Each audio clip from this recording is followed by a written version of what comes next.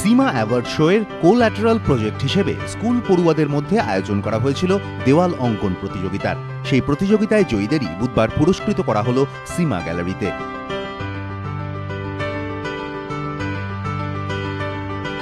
পছন্দের রং দিয়ে স্কুলের আশেপাশের দেওয়াল রাঙিয়ে তুলেছিল এই পড়ুয়ারা। তাদের এই শিল্পকর্মের সাক্ষী ছিলেন বিচারক শিল্পী বিমল কুণ্ডু, পার্থ দাশগুপ্ত, আদিত্য বসাকরা।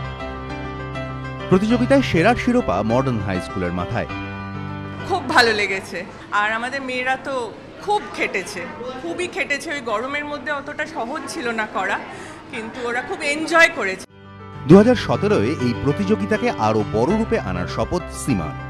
আগামী এডিশন, যেটা আমাদের 2017 ফেব্রুয়ারি মাসে হবে, আমরা এখন থেকেই স্কুলদের সঙ্গে যোগাযোগ করব এবং ওদের ভূমিকাটা অনেক বড় হবে ভবিষ্যতে। সুতরাং সমস্ত যত স্কুল কলকাতা আছে তাদের জন্য আমরা এটা খুলে দেবো অ্যাজ আ কোল্যাটারাল ভেঞ্চার। ওরা সমস্ত কলকাতার জন্যে নানান রকম visual arts, public art projects নেবে। এদিন পুরস্কৃত করা হয় silver point school, heritage school, Chowringhee high school এবং সল্টলেক ও চৌরঙ্গির এপিজে স্কুলকেও। সীমা অ্যাওয়ার্ড শোয়ে বড়দের পাশাপাশি কচিকাঁচারাও মেতেছিল নিজেদের সৃষ্টির আনন্দে।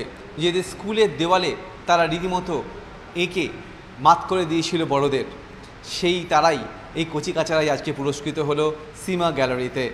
ক্যামেরায় সৌমেন পানের সঙ্গে মনোজিৎ সরকার, এবিপি আনন্দ, কলকাতা।